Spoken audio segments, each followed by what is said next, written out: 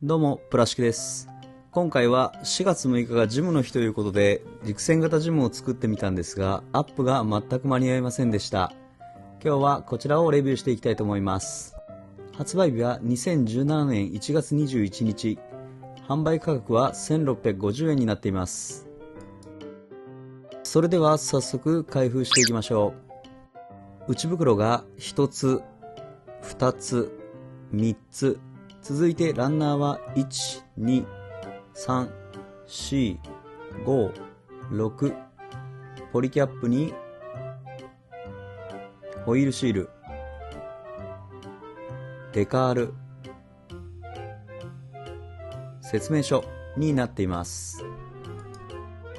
ごめんなさい、このランナーを入れ忘れていました。ランナーは陸線型ジムの新規ランナーになっています。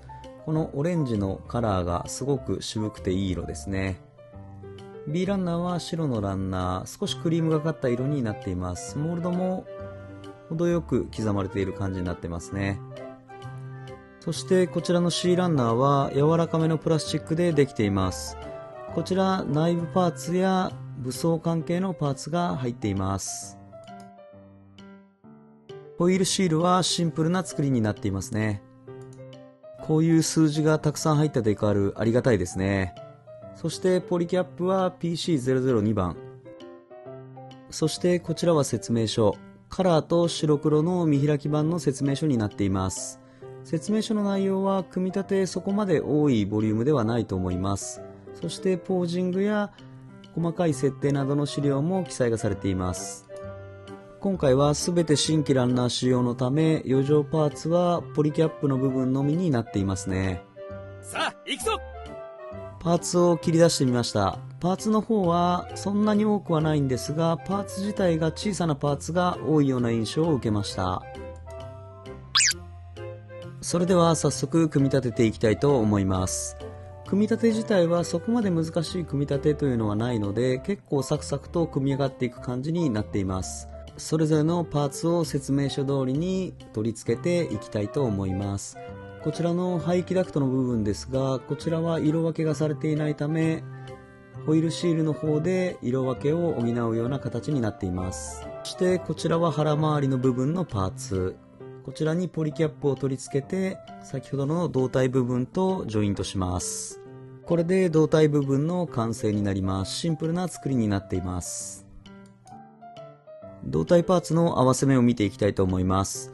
こちら胴体パーツの方は合わせ目が段落ちモールド化されている部分が多く、あまり合わせ目という感じで目立つような印象は受けませんでした。このような感じですね。そしてこちらの腹回り部分、このようにポリキャップである程度可動域が確保されています。左右にもこのように動きます。そして頭部パーツを作っていきます。このようにクリアパーツをはめ込み、そして前後ではめ合わせます。これで頭部完成です。頭部パーツの合わせ目ですが、前後はめ合わせのためこのように合わせ目がどうしても出てしまう構造になっています。非常にシンプルな頭部になっていますね。このクリアパーツの下の部分にはモールドが刻まれています。続いて腕部パーツを組み立てていきたいと思います。こちら肩アーマーの部分ですね。シンプルな作りになっています。そしてこちらは肘部分。このように合わせて、そして前腕部の方もパーツのはめ合わせ。そしてこちらマニピュレーターとの接合部ですね。そして一体成形の上腕部を取り付け、そしてこちらのパーツをはめ込み、肩アーマーに差し込みます。結構シンプルな作りになっていると思います。そしてこちらマニピュレーターは2パーツでのシンプルな構成。こちらをボールジョイントでこちらに差し込みます。こちら可動域ですが、上腕部はこのように360度回転します。前腕部は稼働しません。マニピュレーターは360度回転をします。肘はこのように可動域はかなり広めに確保されています。そして肩アーマーの部分、このように可動域があります。そそして合わせ目ですが、肩アーマーの部分、こちらは段落ちモールドと合わせ目が目立たないようなはめ合わせの処理になっています。そして上腕部、こちらの方は合わせ目は一体成形のためありません。前腕部はこのように段落ちモールドのような形の合わせ目になっています。そこまで大きな合わせ目の目立ちというのはないのかなと思います。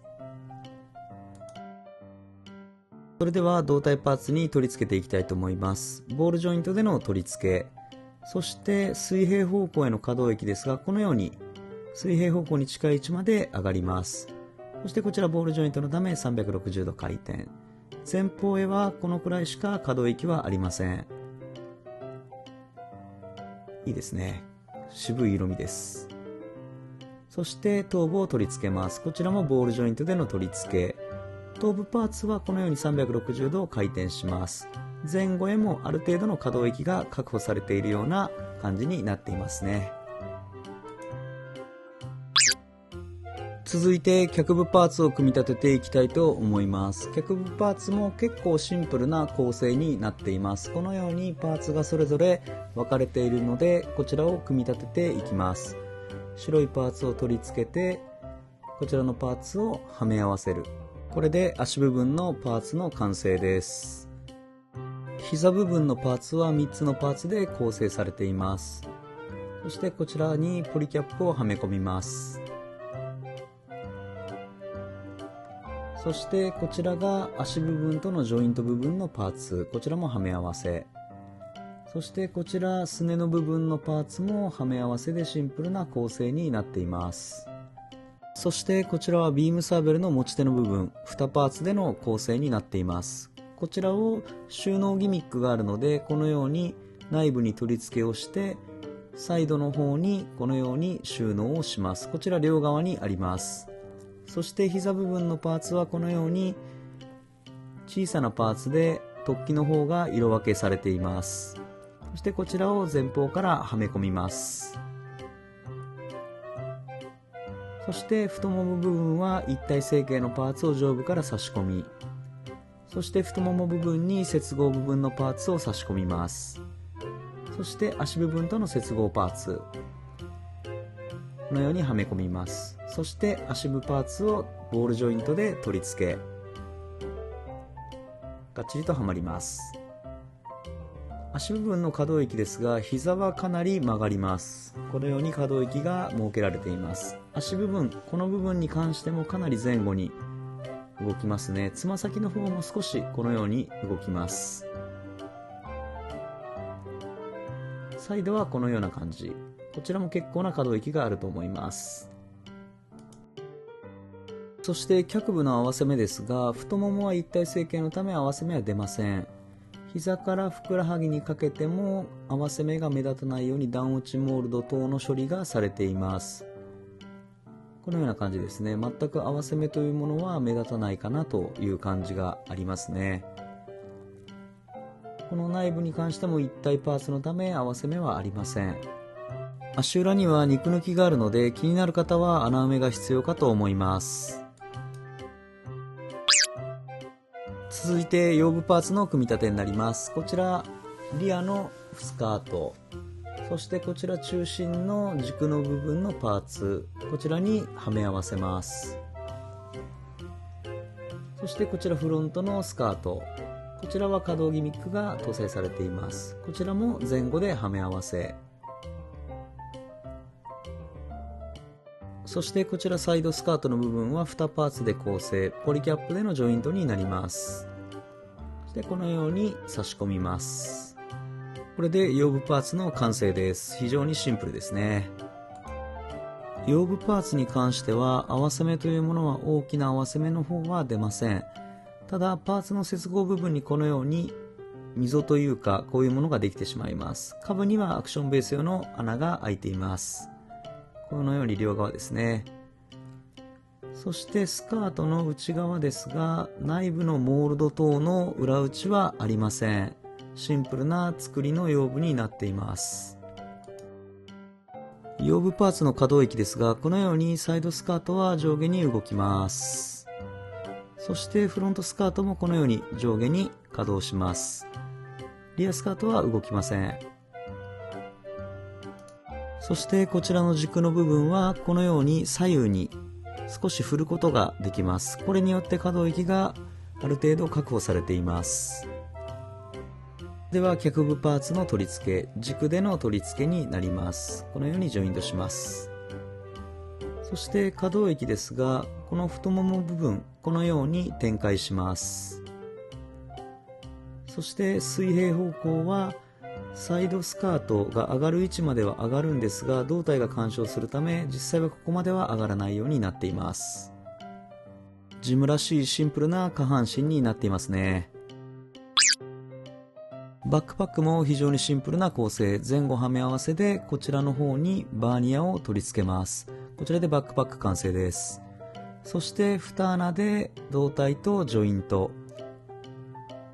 そして下半身とボールジョイントで接続。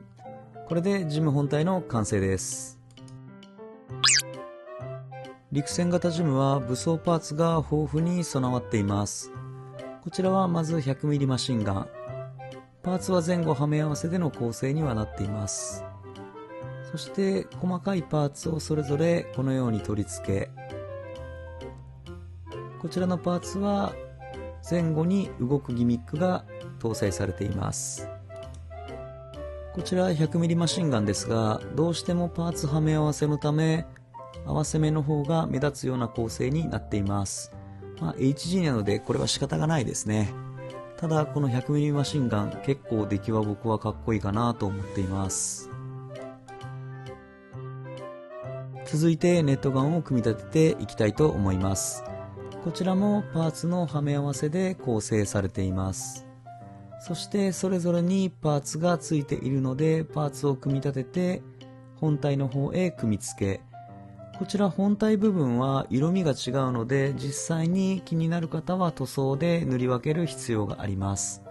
このように持ち手の部分も取り付けしていきます。そしてこちらマガジンですかね、こちらの方もこのようにはめ込みます。ネットガンの方もどうしてもこのようにパーツはめ合わせのため合わせ目が出てしまいます。こちらも仕方がないのかなっていうところですね。そしてギミックに関しては持ち手部分がこのようにどちらも動きます。ネットガンも結構かっこいいかなと思ってます。そしてこちらの方はロケットランチャー、こちらも同じくパーツのはめ合わせで構成されています。このように武装パーツが多いのはいいですよね。かなり嬉しいです。そしてこちらマガジンの部分は前後はめ合わせ、そしてこちらをこのようにはめ込みます。そして後ろの部分にこのパーツを差し込み、そしてこちらもどうしても合わせ目がパーツはめ合わせのため出てしまいます。武装パーツに関してはどうしてもはめ合わせは目立ってしまいますが、仕方がないところかなとも思います。そして最後にシールドの組み立て、こちらパーツで色分けされていますが、上部の持ち手の部分、こちら劇中の設定色にするんであれば塗装が必要になってきます。そして内側のパーツをはめ合わせ、そしてこの持ち手部分ですねを取り付けしていきます。そして最後にこのパーツを取り付けてシールドの完成です。陸戦型ジム完成しました。どうでしょう、このフォルム。私個人的にはこのフォルムかなり気に入っています。このゴツゴツとした感じが陸戦型ジムという感じがしてすごくいいですね。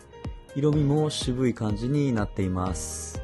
それぞれ武装パーツを持たせてみましょう。このような感じ。